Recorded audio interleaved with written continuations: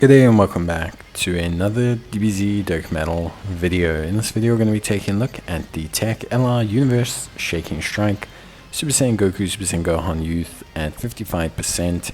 I did look at this unit before, but as a friend lead, not under a great leader skill, and they were like at a weird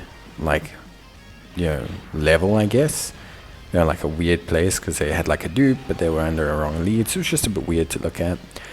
So I'm going to be taking a look at, good old Super Saiyan Goku and Super Saiyan Gohan Youth, seeing just how good they can be. So Goku's family Kamehameha category lead of Ki +4, HP attack and defense of 150%. They raise defense for 1 turn and also raise attack and defense for 1 turn and cause mega colossal damage to the enemy on their Ultra Super. Their passive is actually very simple, and they as a unit are very simple. Attack of 59%, defense of 58%, an additional Ki +1 per key sphere obtained. Every key sphere they obtain gives them 5% attack, 5% defense, and 5% crit. When attacking with 12 or more ki, they'll get 59% attack and defense. When attacking with 18 or more ki, they'll get 59% attack and defense. And within the turn in which they hit 20 ki, they're guaranteed to launch an additional super. This is pretty cool. So functionally speaking, they're super simple, and when they first came out, they were super simple, albeit pretty great damage dealer. So when they first came out, they were a damage dealer. Like, their goal in life was to deal damage. Back then, 5, 6, 7 million was huge in terms of attack stats. It wasn't like it is now, where it's like, oh, that's a free-to-play unit. So when they first came out, they were very good. It was the simplicity of them. You stuck them in the second slot, they gained a lot of orbs, they did a lot of damage, and they did crit, and they did supers. And because of how their defense multiplied, because of how they raised their attack and defense on supers, and because of how they basically worked, they were a super simple unit to use, because they would maximize their offense while maximizing their defense. Back then you didn't need 30% guard, damage reduction, this, that, just to have units be runnable. And they worked pretty well. Their active skill is also super simple. You can use it when facing an enemy whose HP is 59% or less, starting from the 5th turn, or when HP is 58% or more, starting from the 7th turn. It massively raised your attack, caused ultimate damage, and guaranteed crits. They have Golden Warrior, All in the Family, Samurai Race, Super Saiyan, Prepare for Battle, Fierce Battle, Legendary Power, Great Link Set. Great Link Set. They link great with Super Saiyan Goku, Super Saiyan Trio, the Super Saiyan Goku Vegeta Angel character, the Super Saiyan Goku Gohan Exchange, Super Saiyan Goku Battle of Wits, LR, Carnival. Like any Super Saiyan Gohan, Super Saiyan Goku, LR, just general Super Saiyan Goku side of the family unit, they're sharing 7, 6, 5 links with. They're just really good from that perspective. And so from that point of view, I think they're really solid. Obviously, primary link would be All in the Family because of the strength of its defensive gain for them. But it's not mandatory to have. It's very helpful, but it's not mandatory to have. Now, what do they need to function in the current meta? Like, if you were to give them an EZA, what would that EZA need to look like? What would they need to be at the top level? So, obviously, let's talk about what they've got right now. So, they've got a pretty high chance to crit. Obviously, they don't have an orb changing ability, but just getting, 5 or 6 orbs with them kind of gives them a 30% crit chance. It's a pretty decent chance to crit.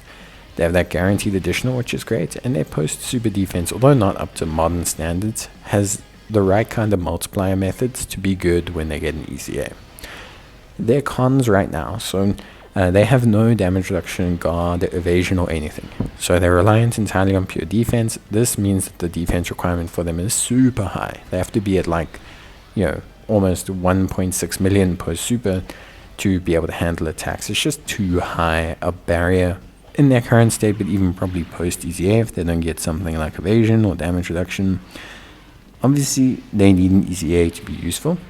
That's fairly apparent. And also, because they don't have orb changing, even though they got the Ki +1, they don't actually have a lot of key control. You'll notice there's a very big reason why so many units now have like +2 ki per orb, +1 ki per rainbow, plus this key, plus that key, plus all of this.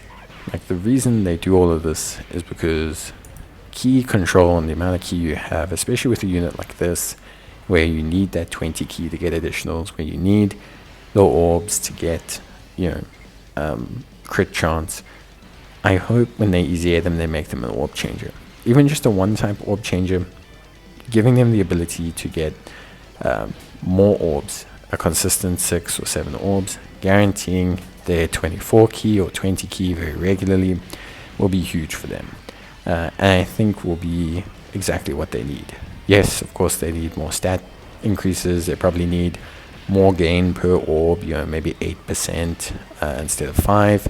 Like, they'll need certain mechanisms to function. But I think overall, there's a really good baseline here to have an incredibly fun unit. In terms of build, you definitely want to go additionals, without a doubt. Like, you want to go additionals. But I think overall, they're just a really fun unit. I've enjoyed just playing around with them. They're definitely obviously not up to scratch for like modern red zones or formidable foes or whatever event you're trying to run them in. Like, I'm not going to kid you, but they can still do some decent damage. And I think like overall, they still, really function well. Like, I think their kit works well. They just need that basis to really shine. To really kind of like be incredible. I think their EZA has potential to be very fun. They could be very akin to like the way they do second slots now. They'd probably give them evasion or something. Just kind of make them really, really strong and give them that ability to really do some big damage, like big instant damage, because that's their thing. That was their thing. They came out the gates, they did huge damage, there was no build up, no nothing, and I hope that becomes their case again. I really like the unit. It was one of the first Dokkan original kind of concepts for a lot of things, and yeah, I think they're cool.